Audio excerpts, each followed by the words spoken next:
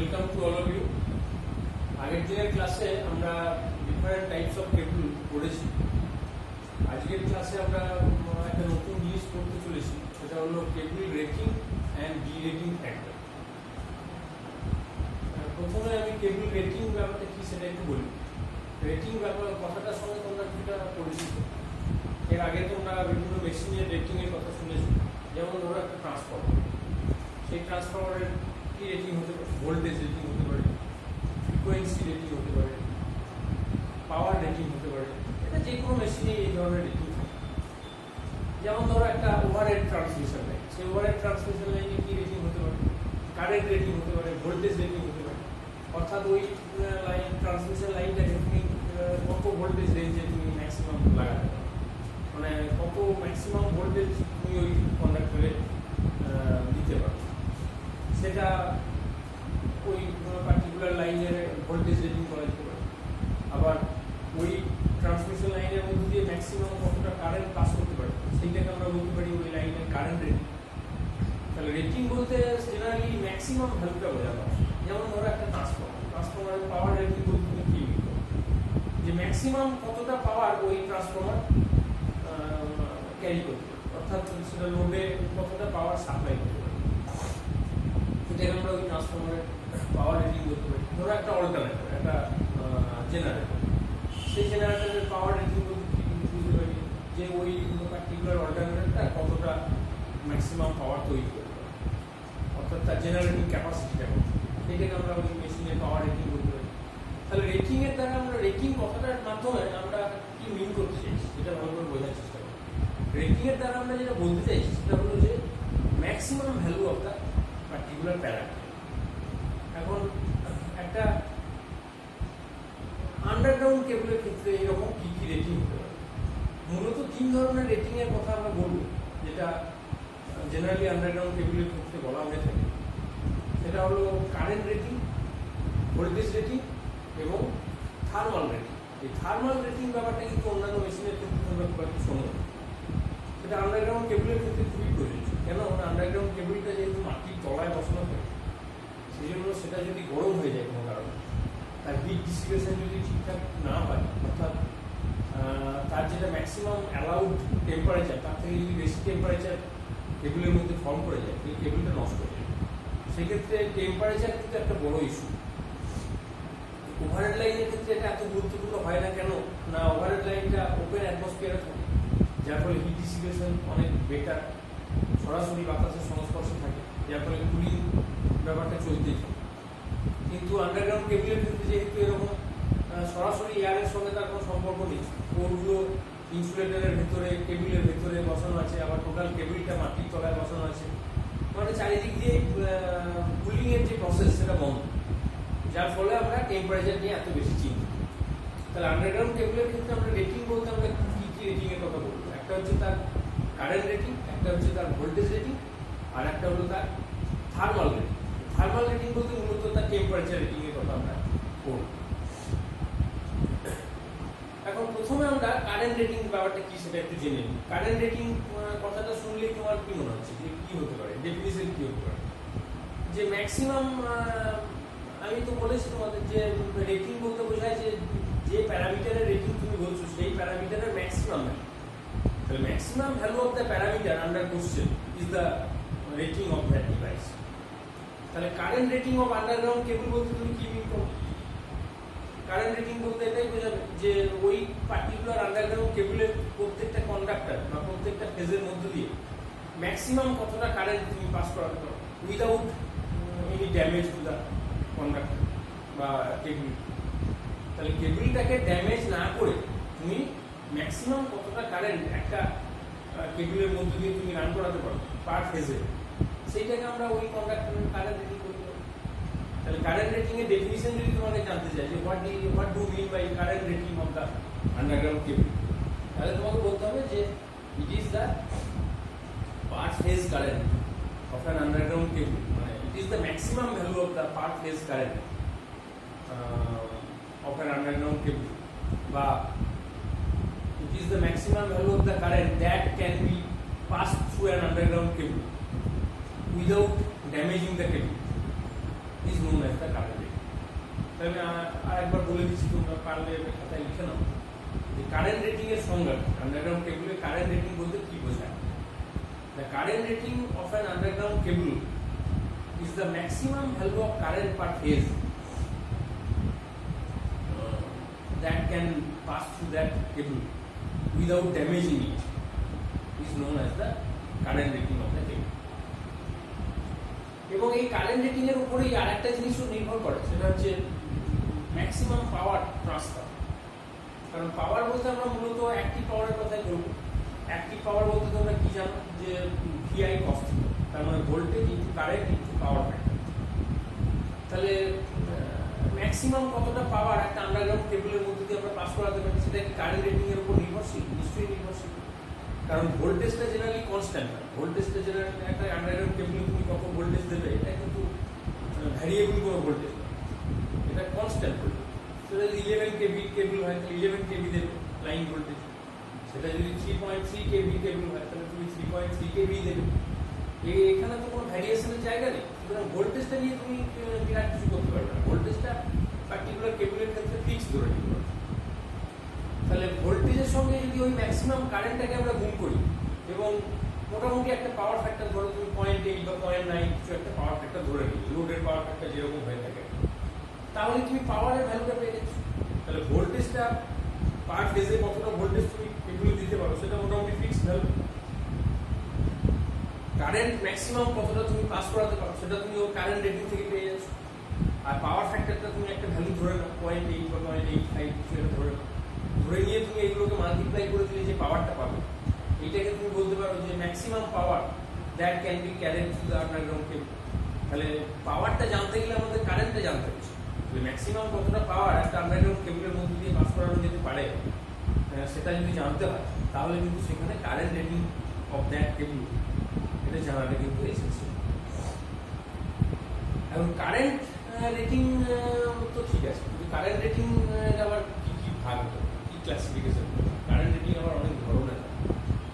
যেমন একটা রেটিং হয় যেটাকে বলে কন্টিনিউয়াস কারেন্ট রেটিং।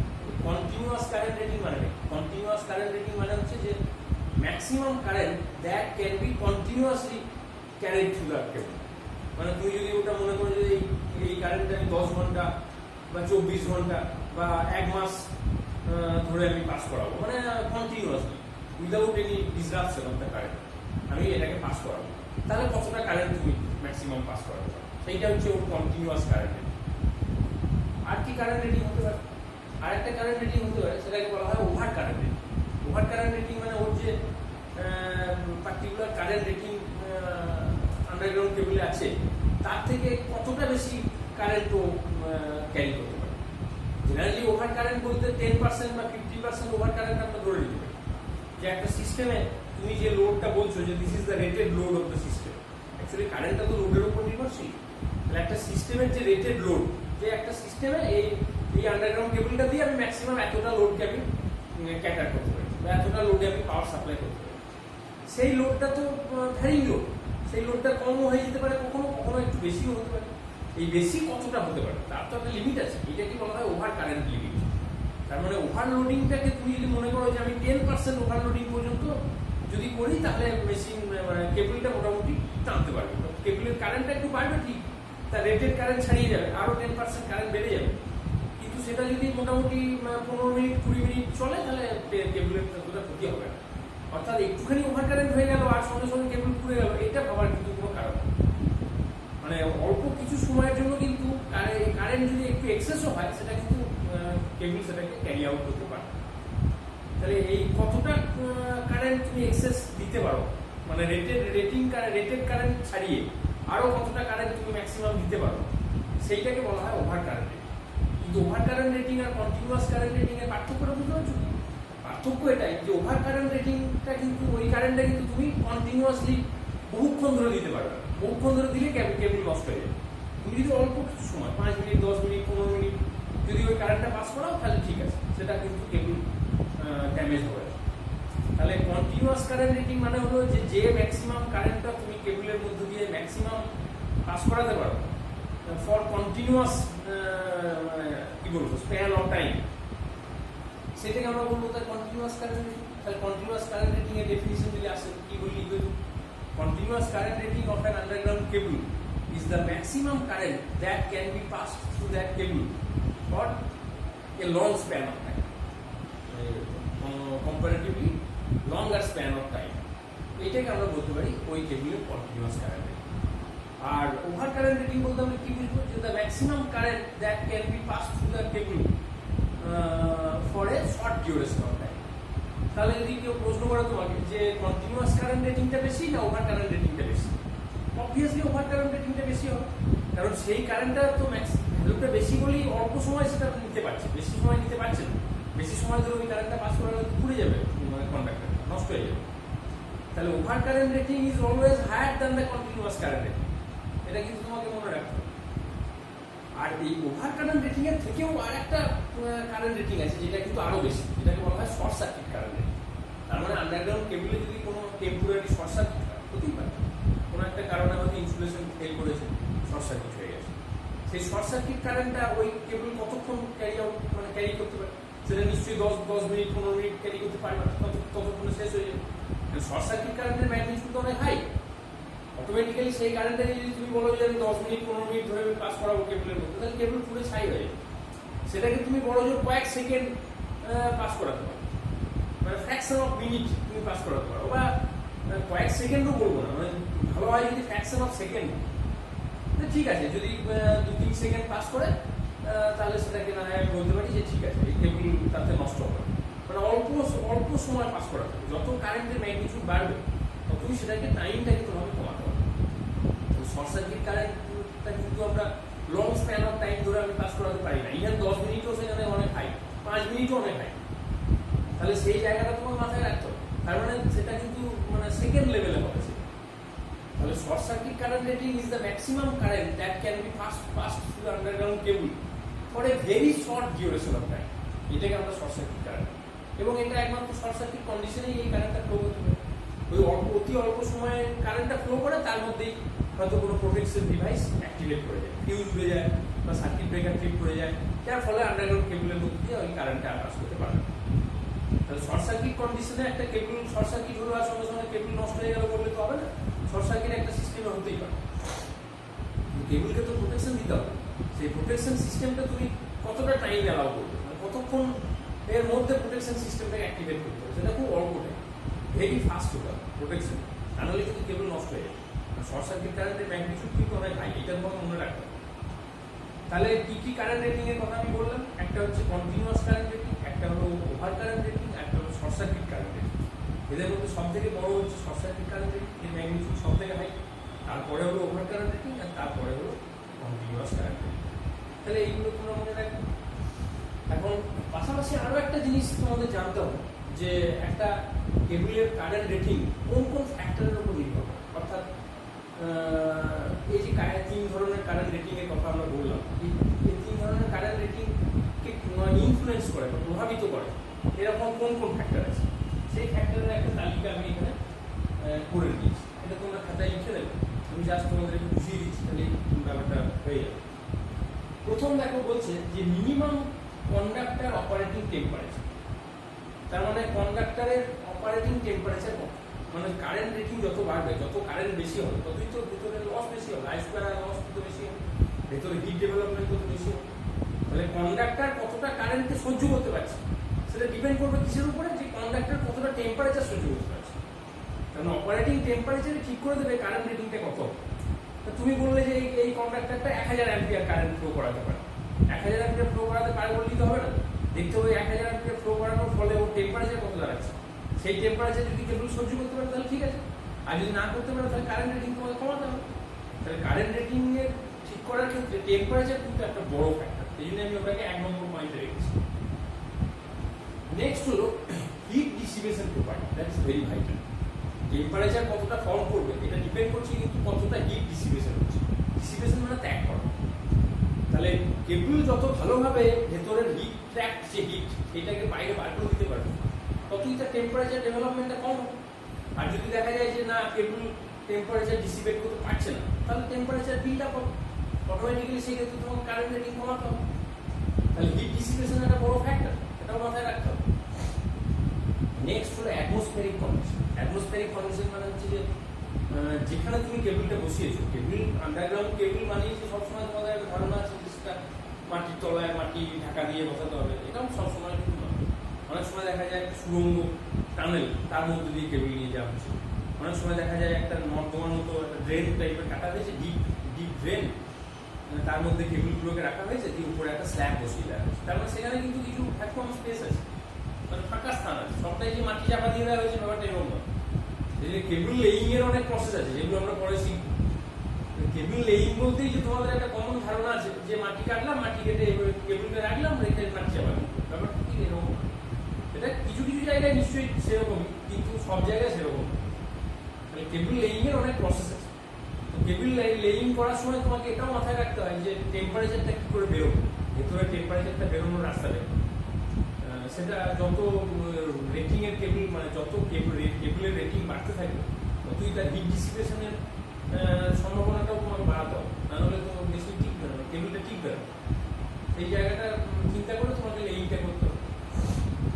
তাহলে অ্যাটমসফিয়ারিক কন্ডিশন একটা ফ্যাক্টর হয়ে যাচ্ছে, যেখানে ধরো গরম এলাকা, কোনো একটা হয়তো ফ্যাক্টরি, সেই ফ্যাক্টরিতে হচ্ছে সেখানে সবসময় স্টিল ইন্ডাস্ট্রি, প্রচণ্ড হিট জেনারেশন হচ্ছে, প্রচণ্ড চারিদিকে টেম্পারেচার খুব হাই। সেইখানে যদি তুমি বলো আন্ডারগ্রাউন্ড কেবলটাকে আমি এমনভাবে রাখবো যে যাতে করে হিট বেরোতে না পারে, তো কেবল নষ্ট হয়ে যাবে। সেখানে কেবলে তোমাকে কুলিংয়ের ব্যবস্থা করতে হবে। তো চারিদিকে অ্যাটমসফিয়ারটা কেমন আছে, অ্যাটমসফিয়ার যদি ঠান্ডা ওয়েদার হয় তাহলে তুমি কেবল নর্মাল ওয়েদারে রাখো, নর্মাল অ্যাটমসফিয়ারের সঙ্গে ইয়েতে রাখো, মানে ওপেন অ্যাটমসফিয়ারে রাখো, তাহলে দেখবে কেবল অনেক ভালো থাকে, ঠান্ডা থাকে। এই জিনিসগুলো ভাবতে হবে, সব জায়গাতেই মাটি চাপা দিয়ে দিলে চলবে। তাহলে অ্যাটমসফিয়ারিক কন্ডিশন কিন্তু একটা বড় ফ্যাক্টর, যেটা হিট ডিসিপেশনটাকে কন্ট্রোল করে। তার মানে বাইরের অ্যাটমসফিয়ারটা কেমন আছে, সেটা টেম্পারেচার কত, সেটা ঠান্ডা অ্যাটমসফিয়ার না গরম অ্যাটমসফিয়ার, সেটা কি ড্যাম্প অ্যাটমসফিয়ার নাকি ড্রাই অ্যাটমসফিয়ার, অনেক কিছু অ্যাটমসফিয়ারিক কন্ডিশন তো বহু রকমের হতে পারে, যেটা একটা কেবলের হেলথকে কিন্তু নিয়ন্ত্রণ করে। সেইগুলোকে মাথায় রেখে তোমাকে কিন্তু কেবল রেটিংটা ঠিক করতে হবে। Cross sectional area, cross sectional area যত ছোট হবে কি হবে, ততই রেজিস্ট্যান্স বেশি হবে, রেজিস্ট্যান্স বেশি হলে লস বেশি হবে, হিট বেশি হবে, তখন কারেন্টটাকে তোমাকে কমাতে হবে।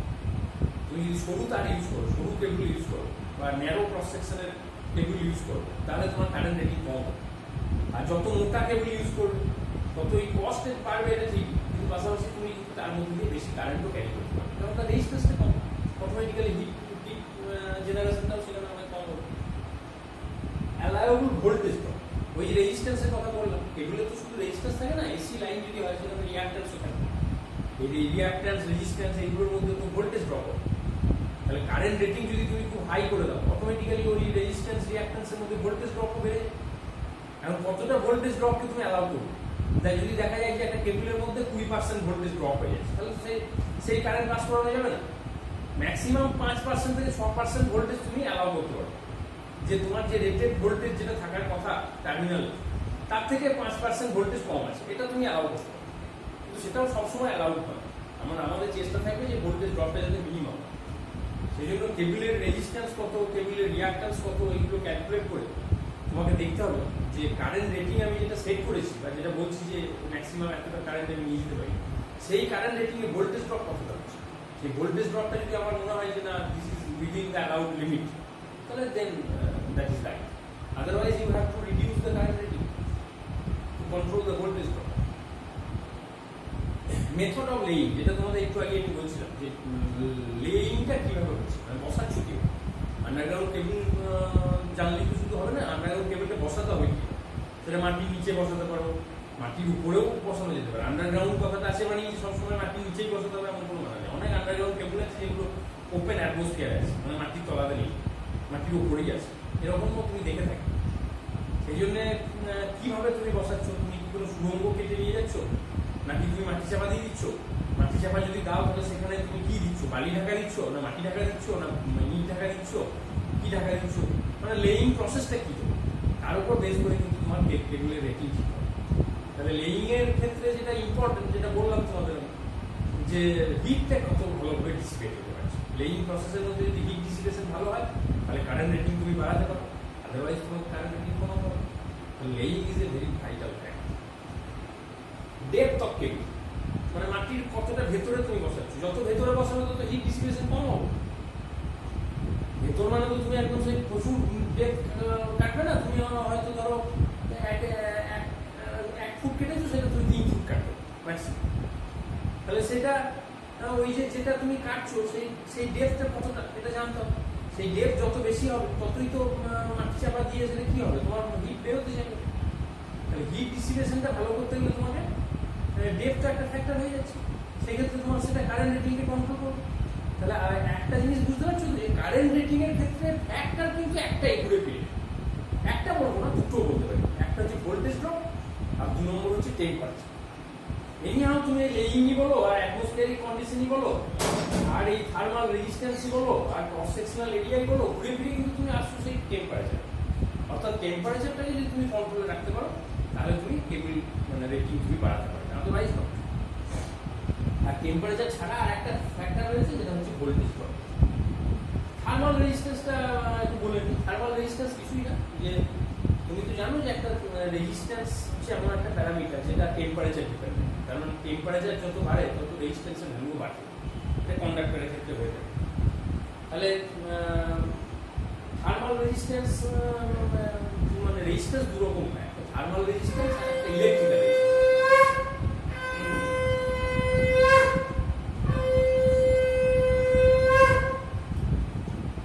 তাহলে থার্মাল রেজিস্ট্যান্সের ক্ষেত্রে যেটা আমি বলবো, ইলেকট্রিক্যাল রেজিস্ট্যান্স বলতে যেমন তোমরা জানো যে রেজিস্ট্যান্স হলো এমন একটা প্যারামিটার যেটা একটা তারের মধ্যে দিয়ে কারেন্টকে যেতে বাধা দেয়।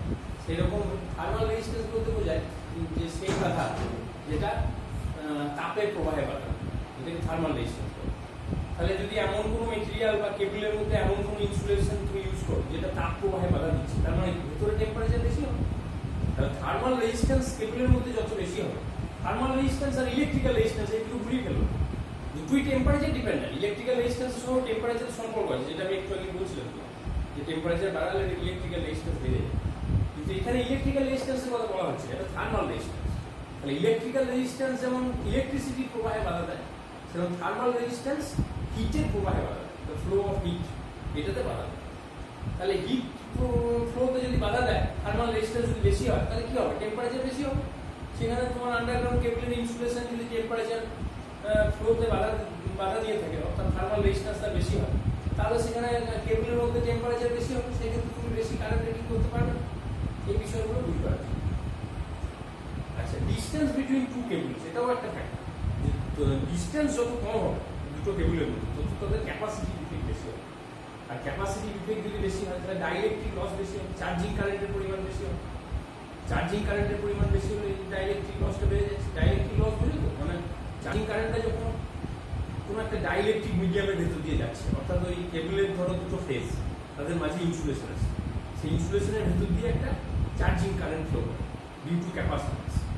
সেই ইনসুলেশনের তো একটা রেজিস্ট্যান্স আছে, সেই রেজিস্ট্যান্সের ভেতর দিয়ে চার্জিং কারেন্টে যাচ্ছে, তাহলে সেখানে একটা I স্কয়ার R লস হবে, এটাকে ডাইইলেকট্রিক লস হবে। তাহলে dielectric loss means the loss that is occurred within the dielectric medium. That is also an I square R loss. Anyhow, that is a heat loss. এবং কেবলের মধ্যে দূরত্ব যদি তুমি বাড়াতে পারো, মানে দুটো আলাদা আলাদা কেবল হতে পারে, বা একই কেবলের মধ্যে দুটো ফেজের মধ্যে দূরত্ব যদি বাড়াতে পারো, তাহলে সেক্ষেত্রে ডাইইলেকট্রিক লসটা কম। একটা ট্রেঞ্চের মধ্যে একটা মাটি কেটেছো তুমি, তার মধ্যে দুটো আলাদা আলাদা কেবল নিয়ে যাবে, এই দুটো কেবলকে তুমি গায়ে গায়ে লাগিয়ে নিয়ে যেতে পারো, তুমি একটু দূরে দূরে নিয়ে যেতে পারো।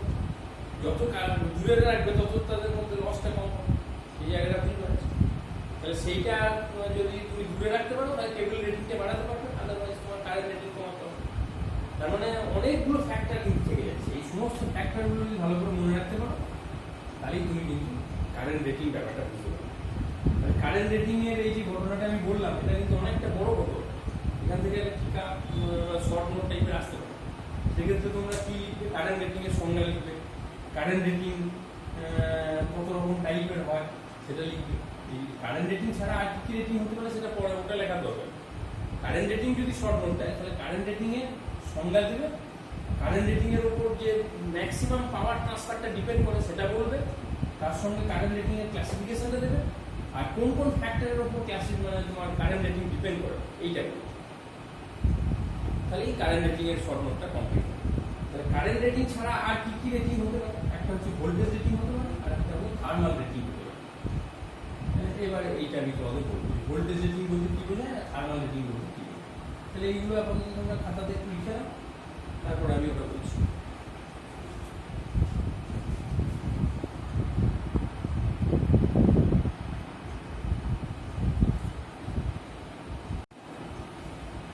তাহলে এরপরে আমরা যে দুটো রেটিং এর কথা বলবো সেটা হলো, একটা হলো ভোল্টেজ রেটিং আর একটা হলো থার্মাল রেটিং। ভোল্টেজ রেটিং বলতে কি বোঝায়? তোমরা যেমন কারেন্ট রেটিং এর ক্ষেত্রে দেখলে যে ম্যাক্সিমাম কতটা কারেন্ট একটা আন্ডারগ্রাউন্ড কেবলের মধ্যে দিয়ে পাস করানো যায় সেটাকে আমরা বলছি কারেন্ট রেটিং, মানে কেবলটাকে ড্যামেজ না করে। ঠিক সেই রকম আমরা যদি ধরো ভোল্টেজের দিক থেকে ব্যাপারটা ভাবি, যে ভোল্টেজ যদি একটা আন্ডারগ্রাউন্ড কেবল আমরা বাড়াতে থাকি তাহলে কিসের উপর চাপ পড়বে? ভোল্টেজ বাড়াতে থাকলে সেটা চাপ ফেলবে ইনসুলেশনের, অর্থাৎ ইনসুলেশনের থিকনেস কতটা আমরা একটা আন্ডারগ্রাউন্ড কেবলে দেবো, কতটা ইনসুলেশন আমরা অ্যাপ্লাই করবো, সেটা ডিপেন্ড করে ওর ভোল্টেজ লেভেল। তাহলে আমরা যদি আস্তে আস্তে ওর ভোল্টেজটাকে বাড়াতে থাকি তাহলে ইনসুলেশনের উপরে কিন্তু একটা চাপ তৈরি হয়। এখন যতটা ম্যাক্সিমাম ভোল্টেজ আমি ওই আন্ডারগ্রাউন্ড কেবলে দিতে পারবো ইনসুলেশনটাকে ড্যামেজ না করে, সেইটাকে আমি বলতে পারি ওই আন্ডারগ্রাউন্ড কেবলের ভোল্টেজ রেটিং। ভোল্টেজ রেটিং এর সংজ্ঞা যদি তোমাকে লিখতে বলে, তুমি কি লিখবো? যে it is the maximum voltage per phase that can be applied in the underground cable without damaging the insulation. এবং ভোল্টেজ রেটিং এর থেকে যদি বেশি ভোল্টেজ তুমি অ্যাপ্লাই করো তাহলে ইনসুলেশনটা আস্তে আস্তে নষ্ট হয়ে যাবে, যার ফলে একটা সময় একটা শর্ট সার্কিট হয়ে যাবে। তাহলে এই ব্যাপারটা আমাদের মনে রাখতে হবে। আর ভোল্টেজ যত বাড়াবে তত যেটা দেখা যায় যে ভোল্টেজ বাড়ালে ডাইইলেকট্রিক লস বেড়ে যায়। কীভাবে বাড়ে? কারণ দুটো ফেজের মধ্যে তো একটা ক্যাপাসিটেন্স তৈরি হয়, এটা তোমাদের বলেছি আগে। এই ক্যাপাসিটেন্সের কারণে একটা ক্যাপাসিটিভ রিঅ্যাক্ট্যান্স তৈরি, অর্থাৎ দুটো ফেজ, ধরো আর ফেজ আর ওয়াই ফেজ, মানে আন্ডারগ্রাউন্ড কেবল, তাদের মধ্যে তো একটা পোটেনশিয়াল ডিফারেন্স আছে, আর তাদের মাঝখানে একটা ইনসুলেশন আছে। তাহলে আমরা বলতে পারি যে এখানে একটা ক্যাপাসিটেন্স তৈরি হয়েছে। ক্যাপাসিটেন্স তৈরি হতে গেলে কি কন্ডিশন দরকার? একটা দুটো চার্জ প্লেট দরকার হয় যাদের মধ্যে পোটেনশিয়াল ডিফারেন্স থাকবে, আর তাদের মাঝখানে একটা ইনসুলেটিং মিডিয়াম। এই পুরো জিনিসটাই তো আন্ডারগ্রাউন্ড কেবলে রয়েছে। আন্ডারগ্রাউন্ড কেবলের যে কোনো দুটো ফেজকে তুমি দুটো চার্জ প্লেট মনে করতে পারো, যাদের মধ্যে পোটেনশিয়াল ডিফারেন্স আছে, আর তাদের মাঝখানে একটা ইনসুলেশন আছে। ইনসুলেশন মানে that is a dielectric medium. তাহলে এই যে প্রত্যেকটা পয়েন্টে একটা করে ক্যাপাসিটার আছে, তার মানে সেখানে একটা ক্যাপাসিটিভ রিঅ্যাক্ট্যান্স ফর্ম করেছে এক্সি। এক্সি ইজ ইকুয়াল টু 1/ওমেগা সি। এই এক্সিটাকে তুমি যদি ধরো পার ফেজ ভোল্টেজকে যদি ওই এক্সি দিয়ে ভাগ করো তাহলে তুমি চার্জিং কারেন্টটা পাবে। তার মানে if you divide V by X C then you can get the charging current I C. এবং এই আইসিটাকে যদি তুমি আবার ইনসুলেশনের যে রেজিস্ট্যান্স তার সঙ্গে গুণ করো, মানে আইসি স্কোয়ার ইন্টু আর, তাহলে সেইটাই হচ্ছে হিট, টোটাল হিট। এটাই হচ্ছে ডাইইলেকট্রিক লস। তাহলে আমরা কি বলবো যে চার্জিং কারেন্টের square into the resistance of the insulation, এইভাবে যে হিট লসটা তৈরি হচ্ছে সেইটাকে আমরা বলবো ডাইইলেকট্রিক লস। তাহলে যত ভোল্টেজ বাড়াবে তুমি তত কি হবে? চার্জিং কারেন্টের পরিমাণ বাড়বে আর তত হিট লসও বাড়বে। তাহলে আলটিমেটলি ডাইইলেকট্রিক লসটাকে কন্ট্রোল করছি কিন্তু ভোল্টেজ। তাহলে ভোল্টেজ রেটিং ঠিক করার সময় তোমাকে এই ডাইইলেকট্রিক লসটার কথা মাথায় রাখতে হবে, এটা যেন অ্যাবনর্মাল না হয়ে যায় সেটাকে খেয়াল রাখতে হবে, যাতে কেবলের ইনসুলেশনটা নষ্ট না হয়ে যায়। কারণ ডাইইলেকট্রিক লস যত বাড়বে ততই কিন্তু ইনসুলেশনটা গরম হবে। সেই গরম হওয়াটা ও সহ্য করতে পারছে কিনা সেটা দেখতে হবে। তাহলে ভোল্টেজ রেটিং ব্যাপারটা তোমরা বুঝতে পারবে। আর থার্মাল রেটিং ব্যাপারটা কিছুই না। থার্মাল রেটিং মানে টেম্পারেচার। তার মানে ম্যাক্সিমাম একটা আন্ডারগ্রাউন্ড কেবল কতটা টেম্পারেচার সহ্য করতে পারছে, যে এতটা অপারেটিং টেম্পারেচার অবধি কেবলটা ঠিক থাকে। এরপরে যদি আরো টেম্পারেচার বেড়ে যায় তাহলে কেবলটা নষ্ট হয়ে যায়। তাহলে ওই ম্যাক্সিমাম টেম্পারেচারটাকে তুমি বলতে পারো থার্মাল রেটিং। তাহলে থার্মাল রেটিং হচ্ছে the maximum temperature that can an underground cable withstand without damaging it, সেটাকে আমরা বলতে পারি থার্মাল রেটিং। এবং থার্মাল রেটিং অবভিয়াসলি কোন কোন ফ্যাক্টরের উপর নির্ভর করবে এটাও তোমরা বুঝতে পারছো। যে থার্মাল রেটিং অবশ্যই নির্ভর করবে তোমার প্রথম হচ্ছে যে লসগুলো কতটা হচ্ছে, কারণ কতটা টেম্পারেচার তৈরি হচ্ছে এটা তো ডিপেন্ড করছে হিটের উপর। হিট জেনারেশন কতটা হচ্ছে, হিট জেনারেশন কেন হতে যাবে? হিট জেনারেশন হবে তো লসের কারণে। তাহলে একটা আন্ডারগ্রাউন্ড কেবলের মধ্যে যে লসগুলো হচ্ছে সেই লসগুলো বা টোটাল পরিমাণটা কত, এটা যদি জানতে পারো তাহলে তুমি টেম্পারেচার সম্বন্ধে একটা আইডিয়া পাবো কি লস হয়ে থাকে একটা আন্ডারগ্রাউন্ড কেবল। প্রথম যে লসটা হয় সেটা হচ্ছে কপার লস, কারণ আন্ডারগ্রাউন্ড কেবলে যে কোরগুলো তৈরি হয় এগুলো তো কপারের তৈরি, তাহলে প্রত্যেকটা কোরের মধ্যে দিয়ে লোড কারেন্ট পাস করছে, তাহলে সেখানে একটা কপার লস হবে I²R। একটু আগেই যেটা তোমাদের বললাম একটা ডাইইলেকট্রিক লস, তার মানে ওই ইনসুলেশন যে মিডিয়ামটা রয়েছে তার মধ্যে একটা ডাইইলেকট্রিক লস হচ্ছে। এছাড়াও আরো বেশ কিছু লস কিন্তু আন্ডারগ্রাউন্ড কেবলে আছে যেগুলো তোমরা এখনই সবটা বুঝতে পারবে না। যেমন শীত লস বলে একটা লস, এই লসটা কি লস এখনই বললে অতটা তোমরা বুঝতে পারবে না, কারণ এগুলো একটু হায়ার স্টাডি আছে। এগুলো জানতে গেলে তোমাকে শীত ব্যাপারটা বুঝতে হবে, এবং শীতের সঙ্গে যে কন্ডাক্টরের কোরের একটা ক্যাপাসিট্যান্স তৈরি হয় সেই জায়গাগুলো তোমাকে জানতে হবে, তবে তুমি এই ব্যাপারগুলো আইডিয়া পরিষ্কার হবে। তোমাদের তো এই capacitance calculation of underground cable বা এই ব্যাপারগুলো অতটা নেই, যার ফলে এই শীত লস সম্বন্ধে আইডিয়াটা করা এই মুহূর্তে একটু কঠিন হবে। শীত লস বলে একটা লস আছে, তার মানে তাহলে মেন লস কি কি হলো একটা আন্ডারগ্রাউন্ড কেবলে? একটা হচ্ছে কপার লস, একটা হলো ডাইইলেকট্রিক লস। কপার লসটা কোথায় হয়? যেটা কোর বলছে মানে কন্ডাক্টর তার মধ্যে হয় লোড কারেন্ট ফ্লো করার জন্য।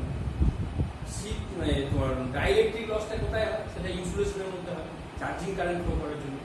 আর শীত লসটা কোথায় হয়? সেটা শীতের মধ্যে হয়। শীত মানে মেটালিক শীত, যেটা তোমার ইনসুলেশন থেকে কিনে তার মধ্যে হয়। তাহলে দেখা যাচ্ছে যে বিভিন্ন টাইপের হিট লস কিন্তু একটা আন্ডারগ্রাউন্ড কেবল আছে।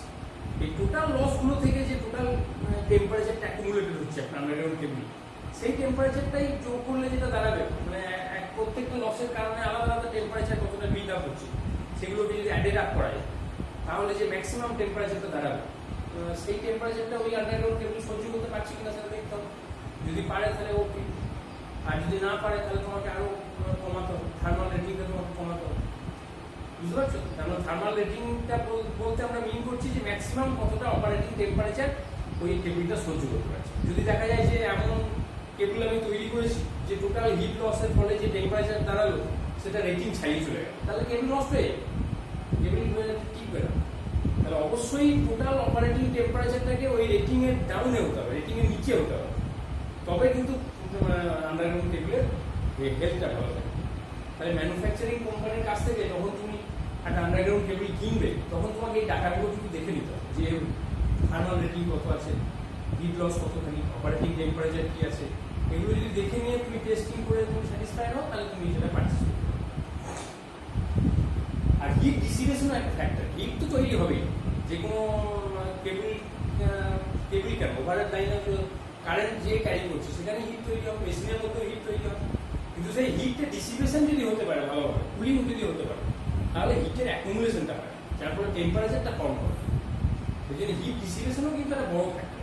আর কেবলের ক্ষেত্রে আমি বলেছি যে কেবলটা কিন্তু ওভারহেড লাইনের মতো অতটা ভালোভাবে কুল হয়, যার ফলে কিন্তু সেখানে হিট অ্যাকুমুলেশনটা একটু বেশি হয়। এই জন্য হিট ডিসিপেশন নিয়ে আমরা এত চিন্তিত মানে আন্ডারগ্রাউন্ড কেবলের ক্ষেত্রে। থার্মাল রেটিং ব্যাপারটা নিশ্চয়ই বুঝতে পারলে যে ম্যাক্সিমাম টেম্পারেচারের যে ঘটনাটা আমি বলি। তাহলে তোমাদের যদি কেবল রেটিং লিখতে দেয় তাহলে তোমরা কি কেবল রেটিং যদি শর্ট নোট দেয়, শুধু কারেন্ট রেটিং নয় কেবল রেটিং, তাহলে লিখবে যে কেবল রেটিং তিন রকম টাইপের হতে পারে। একটা হচ্ছে কারেন্ট রেটিং, একটা হলো ভোল্টেজ রেটিং, আর একটা হলো থার্মাল রেটিং। এবং যেভাবে আমি তোমাদের বলে দিলাম সেইভাবে তোমরা ডেসক্রাইব করো, তাহলে রেটিং বলে টোটাল নোট তৈরি। এছাড়া আরো একটা জিনিস আছে যেটাকে বলা হয় ডি রেটিং ফ্যাক্টর। কেবল রেটিং তো হলো, এবার ডি রেটিং ফ্যাক্টর বলে একটা ফ্যাক্টর আছে, সেই জিনিসটাও তোমাদের জানতে হবে। সেই জিনিসটা কি সেটা আমি একটু বলে দিতে হবে। এই ডি রেটিং ফ্যাক্টরটা আমি তোমাদের বুঝিয়ে বলি তাহলে ক্লিয়ার হবে আইডিয়াটা। ধরো একটা তুমি আন্ডারগ্রাউন্ড কেবল বাজার থেকে কিনি, সেই আন্ডারগ্রাউন্ড কেবলের কারেন্ট রেটিং ধরো লেখা আছে, আমি ধরে নিলাম 100 অ্যাম্পিয়ার, 100 অ্যাম্পিয়ার সাপোজ। তাহলে এই 100 অ্যাম্পিয়ার যে কারেন্ট রেটিং, এটা তুমি কি বুঝতে পারছো যে ম্যাক্সিমাম 100 অ্যাম্পিয়ার কারেন্ট তুমি ওই কেবলের মধ্যে দিয়ে পাস করা যাবে। কিন্তু পাশাপাশি ওই ম্যানুফ্যাকচারার আরো কিছু ডাটা সাপ্লাই করেছে তোমাকে, বলছে যে কেবলটাকে তুমি যদি গ্রুপিং করে বসাও, গ্রুপিং মানে হচ্ছে যে একটা ধরো তুমি গর্ত কাটলে মাটিতে দিয়ে সেখানে তুমি একটা কেবল না, সেখানে তুমি 4খানা কেবল বসাবে, তার মানে গ্রুপ অফ কেবল তুমি সেখানে ইনস্টল করবে। যখন এই গ্রুপ অফ কেবল ইনস্টল করবে তখন কি হবে, ওই কেবলগুলোর মধ্যে ডাইইলেকট্রিক লস শুরু হবে, কারণ তাদের মধ্যে ক্যাপাসিট্যান্স ফর্ম করবে, করে তোমার ডাইইলেকট্রিক লস বেড়ে যাবে, বেড়ে গেলে তোমার তখন হিট বেড়ে যাবে, তখন কিন্তু তুমি এই 100 অ্যাম্পিয়ার আর কারেন্ট ফ্লো করাতে পারবে না। তাহলে একটা কেবলকে একা একা নিয়ে যাওয়া আর চারজনের মধ্যে নিয়ে যাওয়া বা 10 জনের মধ্যে নিয়ে যাওয়া, অনেক সময় কি করা হয়, একসঙ্গে হয়তো 10খানা কেবলকে বেঁধে একটা ট্রেঞ্চের মধ্যে দিয়ে নিয়ে যাওয়া হচ্ছে। তার মানে সেখানে large number of cable are closely associated with each other. তার মানে একসঙ্গে তুমি 10খানা কেবলকে একসঙ্গে বেঁধে তুমি একটা টানেলের মধ্যে দিয়ে নিয়ে যাচ্ছ বা একটা র্যাকের মধ্যে দিয়ে তুমি নিয়ে যাচ্ছ। তাহলে সেখানে তো একটা কেবল যাচ্ছে না, সেখানে তো একাধিক কেবল যাচ্ছে। একাধিক কেবল গেলে কিন্তু তুমি ওই কারেন্টটা ফ্লো করাতে পারবে না, যেটা তুমি একা ফ্লো করাতে পারছো। তাহলে ম্যানুফ্যাকচারার তোমাকে একটা ডাটা সাপ্লাই করবে যে যদি তুমি কেবলটাকে একা নিয়ে যাও তাহলে সেই ক্ষেত্রে ডি রেটিং ফ্যাক্টর হচ্ছে 1। তার মানে তুমি যে কারেন্টটা তোমার লেখা আছে কারেন্ট রেটিং, এর সঙ্গে তুমি ওই ডি রেটিং ফ্যাক্টরটা গুণ করে দিলে যে কারেন্টটা পাবে সেই কারেন্টটাই তুমি পাস করাতে পারবে। আর যদি তুমি গ্রুপে নিয়ে যাও তাহলে সেক্ষেত্রে তোমার ডি রেটিং ফ্যাক্টরটা হচ্ছে 0.8। এটাকে বলা হচ্ছে group D rating factor, grouping D rating factor. তার মানে এটা হচ্ছে সিঙ্গেল কন্ডাক্টর নিয়ে যাওয়ার জন্য, আর এটা হচ্ছে গ্রুপে নিয়ে যাওয়ার জন্য। তাহলে গ্রুপে নিয়ে গেলে কারেন্ট রেটিংটা কমে যাচ্ছে, এটা বুঝতে পারছো? এই যে কমে যাচ্ছে এই জন্য ডি রেটিং কথাটা এসেছে, মানে রেটিংটাকেও কমিয়ে দিচ্ছে। That is why it is known as D rating. তাহলে গ্রুপিং ডি রেটিং ফ্যাক্টরটা বুঝতে পারলে এরকম আরো অনেক ডি রেটিং ফ্যাক্টর আছে, যেমন অ্যাম্বিয়েন্স। অ্যাম্বিয়েন্ট মানে হচ্ছে যে চারিপাশের পরিবেশটা কেমন। তুমি যদি ধরো একটা হট অ্যাটমসফিয়ারের মধ্যে দিয়ে নিয়ে যাও, ধরো একটা তোমার স্টিল প্ল্যান্টের চারিদিকে হট অ্যাটমসফিয়ার আছে, তার মধ্যে দিয়ে তুমি কেবলটাকে নিয়ে যাচ্ছ। ম্যানুফ্যাকচারার তোমাকে বলে দিয়েছে যে তুমি যদি এটাকে স্টিল প্ল্যান্টের ভিতর দিয়ে নিয়ে যাও তাহলে ডি রেটিং ফ্যাক্টর হচ্ছে 0.5। তার মানে কি, তার মানে তখন তুমি ওই ম্যাক্সিমাম টেম্পারেচার যেটা 100 অ্যাম্পিয়ার সেটা তুমি ফ্লো করাতে পারবে না, তোমাকে ওই 0.5 দিয়ে গুণ করতে হবে, তবে তোমার কারেন্ট রেটিংটা নেমে আসবে। তাহলে এই ডি রেটিং ফ্যাক্টরগুলো অ্যাকচুয়ালি কি করছে, এরা কিন্তু কারেন্ট রেটিংটাকে রিডিউস করে দিচ্ছে। বিভিন্ন কন্ডিশন আরোপ করে ম্যানুফ্যাকচারার বলে দিচ্ছে যে যদি তুমি এটাকে এইভাবে নিয়ে যাও তাহলে ডি রেটিং ফ্যাক্টর এত, যদি তুমি এটাকে এইভাবে নিয়ে যাও তাহলে ডি রেটিং ফ্যাক্টর এত। তার মানে ধরো তুমি একই সঙ্গে তুমি একটা হট অ্যাটমসফিয়ারের মধ্যে দিয়ে নিয়ে যাচ্ছ, আবার গ্রুপ করে নিয়ে যাচ্ছ, তাহলে সেই ক্ষেত্রে টোটাল ডি রেটিং ফ্যাক্টর কত হবে? সেই ক্ষেত্রে ওই দুটো ডি রেটিং ফ্যাক্টর গুণ হবে। অর্থাৎ যদি আমি মনে করি যে গ্রুপিং ডি রেটিং ফ্যাক্টর, যেটা grouping D rating factor, grouping D rating factor হচ্ছে 0.8 আমি ধরে নিলাম। আর একটা হচ্ছে অ্যাম্বিয়েন্ট মানে হচ্ছে surrounding medium. Ambient D rating factor আমি ধরলাম 0.7। তাহলে আমি টোটাল ডি রেটিং ফ্যাক্টর কত? টোটাল ডি রেটিং ফ্যাক্টর হচ্ছে এই দুটো গুণফল, অর্থাৎ 0.8 ইন্টু 0.7 মানে 0.56। তাহলে তোমার যদি টোটাল রেটেড কারেন্ট হয় 100 অ্যাম্পিয়ার, তার সঙ্গে 0.56 গুণ করতে হবে, তবে এখনকার রেটেড কারেন্টটা তুমি পাবে।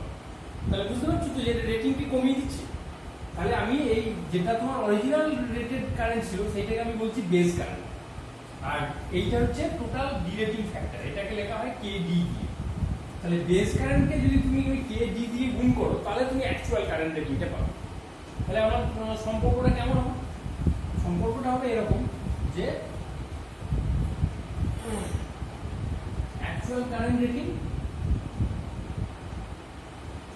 Actual current rating equal to base current rating into D rating. এই ডি রেটিং ফ্যাক্টর কিন্তু একাধিক হতে পারে, এগুলোকে গুণ করে তোমার টোটাল ডি রেটিং ফ্যাক্টরটাকে তোমাকে গুণ পেতে হবে। ধরো 10খানা ডি রেটিং ফ্যাক্টর একটা কোম্পানি তোমাকে সাপ্লাই করেছে, ম্যানুফ্যাকচারার কোম্পানি। এবার তুমি দেখে নিলে যে কোন কোন কন্ডিশনগুলো তোমার ক্ষেত্রে অ্যাপ্লাই হচ্ছে। তুমি কি গ্রুপ করেছো?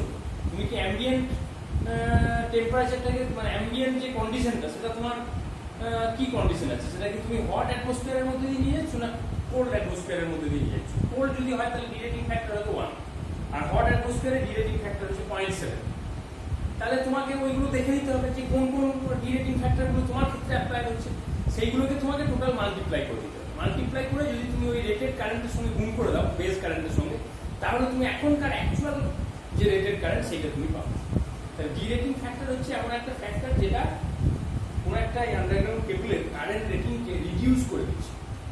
তাহলে এটা হচ্ছে, এটা যদি সংজ্ঞা লিখতে হয় তাহলে তুমি কি লিখবে?